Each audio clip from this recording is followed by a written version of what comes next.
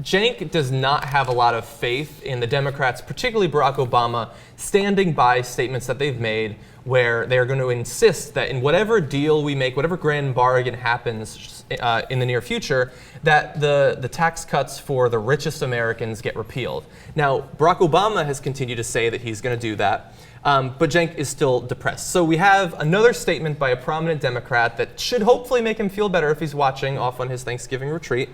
We have a statement by Nancy Pelosi. Let's take a look at that.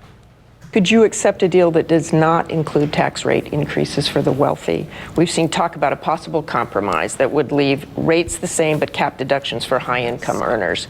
Is that something that's acceptable? No. Not at all? No way? Well, no. I mean, the president made it very clear in his campaign that there are not enough resources. What you just described is a formula and a blueprint for hampering our future. So I want to throw it to Jayar because he seemed to think that this was evidence that they were not going to back down. Why don't you state what you think about I see this as evidence that we can't say what they're going to do. Okay. They're saying they're going to do this. Obama said he's going to do it. She said they're going to do it. There's no way we're not changing anything. Tax rates. Even they got specific.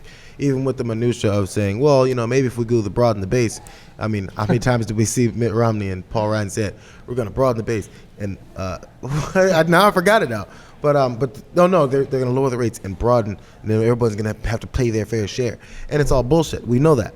And then we were getting hints that it was coming from the Democratic side as well. Mm-hmm. So in this case, they're saying very specifically, tax rates? Oh, yeah, no deal without it. So if they do and renege directly on these promises, now we have something to complain about. Mm-hmm. I totally get it. But for them to say it so forthright and in our face, and for us to say, oh, I know what they're saying when they say that. They're saying the opposite. Well, they're obviously saying that. Will they do the opposite is the question. Yeah. I say, let's just wait. And because then I'm telling you, I'm keeping all these.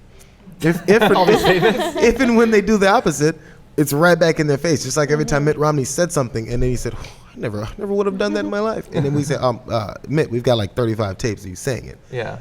We'll see. I just want to see. I look forward to that epic Jayar produced montage. Yeah.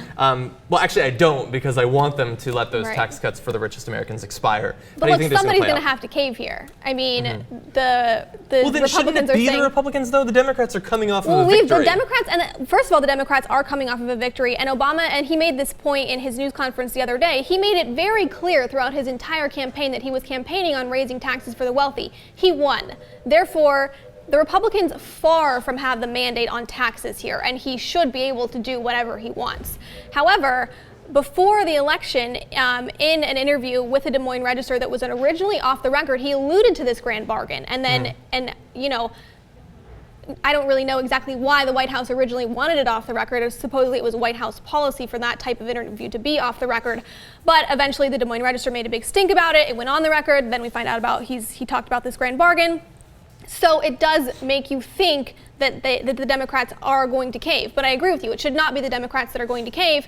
Obama should have the mandate on taxes here. Mm-hmm. And like you talked about earlier in the show, the Democrats are already caving on things. We are already saying, yes, we are aware that we need to cut spending. We are aware that we are going to need to have rollbacks on a lot of government programs. And yet the Republicans are saying, oh, well, we're willing to compromise by not compromising at all. Yeah. Well, you can't come into a debate like that where Democrats have already compromised, exactly like you talked about earlier, and yet Republicans are saying, we're going to compromise by not compromising.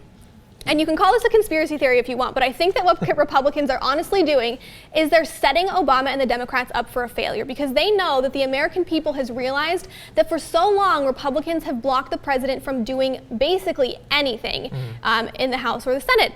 And I think that what they're saying now is you see Boehner saying, oh, the ball's in your court, Mr. Obama. This is all up to you. We are ready to be led. But in no way are they ready to be led whatsoever. They're completely at an impasse. And I think that what they want is this will either force Obama to cave so that he can prove that he got something done, or he won't cave and then they can hold it over his head and say, you didn't get it done. We were ready. We were ready for a compromise. We were ready to be led and you got nothing done. So in my opinion, they're totally just setting him up for a failure either way. Yeah. Look, I do think that the fact that they're coming out, that Barack Obama previously, although he was a bit more wishy-washy in his particular choice of words, but that Nancy Pelosi seems, I think, to be pretty clear. And I just think that they've had enough time to think about how this deal is going to go down that I don't think they would be making these clear statements that can so easily be used against them by other Democrats or possibly Republicans if in less than a month they were planning on buckling. I mean, look, they might end up losing when the showdown comes, but I think that the fact that they're being so clear, I think that that shows that they're not expecting to buckle. They're still Democrats. They probably still will buckle. But I will say, my final point, I don't feel the same way about how this is going to play down as Cenk does. Like, I don't, after the research that I've done, I don't feel as comfortable with simply going off the fiscal cliff. I hate that analogy. I hate playing into the framing. But Cenk likes to say that if we just do nothing, we win. I don't really agree. But I do think that regardless of that, I think that Barack Obama and the Democrats have increased their political power after these elections, and they need to use it. Whether or not you think they have a mandate, in this they need to win, because I think that the country is on their side, and they'd be fools not to notice it.